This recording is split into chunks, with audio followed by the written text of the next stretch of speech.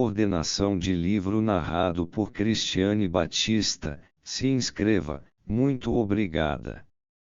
Os órgãos genitais representados por edifícios, degraus e poços, sonho de um rapaz inibido por seu complexo paterno. Freud. Ele estava passeando com o pai num lugar que certamente deveria ser o Preitar, já que ele viu a rotunda, com um pequeno anexo em frente a ela ao qual estava preso um balão cativo, embora parecesse bem mole. O pai lhe perguntou para que servia aquilo tudo, ele ficou surpreso com a pergunta, mas lhe explicou. A seguir, entraram num pátio onde havia uma grande folha de estanho estendida. Seu pai queria arrancar um pedaço grande dela, mas primeiro olhou em volta para ver se havia alguém. Ele lhe disse que bastaria falar com o contramestre para poder levar um pedaço sem nenhum problema. Uma escada descia desse pátio até um poço, cujas paredes eram acolchoadas com uma espécie de material macio, como uma poltrona de couro. Na extremidade do poço havia uma plataforma alongada, e então começava outro poço.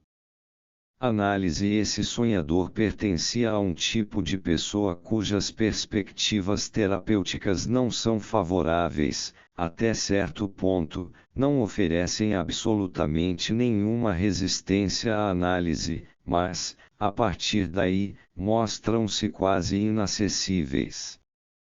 Ele interpretou esse sonho quase sem ajuda. A rotunda, disse, eram meus órgãos genitais e o balão cativo em frente a ela era meu pênis, de cuja flacidez tenho motivos para me queixar. Entrando então em maiores detalhes, podemos traduzir a rotunda como o traseiro, habitualmente considerado pelas crianças parte dos órgãos genitais, e o pequeno anexo à frente dela como o saco escrotal. O pai lhe perguntava, no sonho, o que era tudo aquilo, isto é, qual a finalidade e a função dos órgãos genitais. Parecia plausível inverter essa situação e transformar o sonhador no indagador. Visto que ele de fato jamais fizera essas perguntas ao pai, tivemos de encarar o pensamento onírico como um desejo, ou considerá-lo uma oração condicional, tal como, se eu tivesse pedido a meu pai esclarecimentos sexuais, logo encontraremos a continuação desse pensamento em outra parte do sonho. O pátio onde estava estendida a folha de estanho não deve ser tomado simbolicamente à primeira vista. Derivava do estabelecimento comercial do pai do sonhador.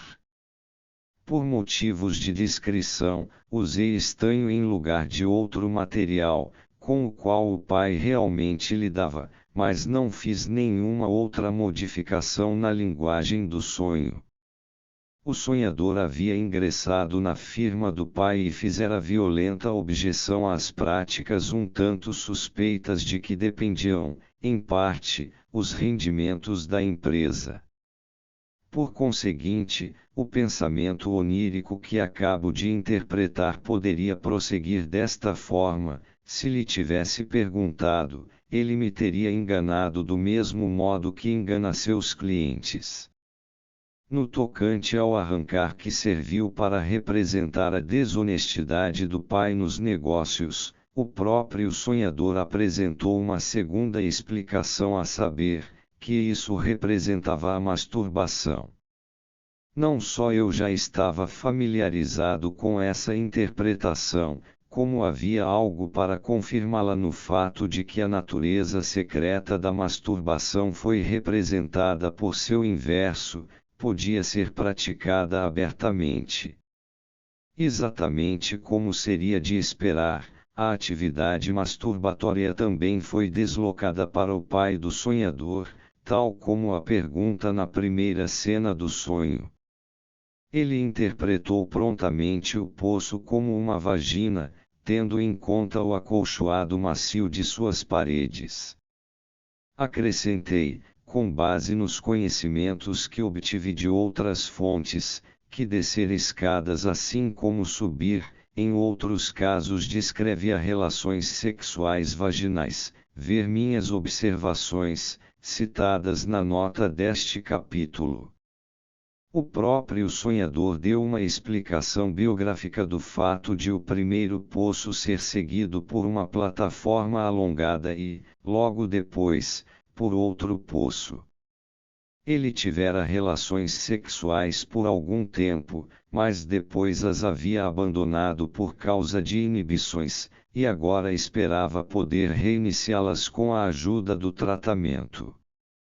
O sonho, porém, foi se tornando mais vago ao chegar ao final, e deve parecer provável a quem quer que esteja familiarizado com essas coisas que a influência de outro tema já estivesse se fazendo sentir na segunda cena do sonho, sendo indicada pelos negócios do pai, por sua conduta fraudulenta e pela interpretação do primeiro poço como uma vagina. Tudo isso apontava para uma ligação com a mãe do sonhador.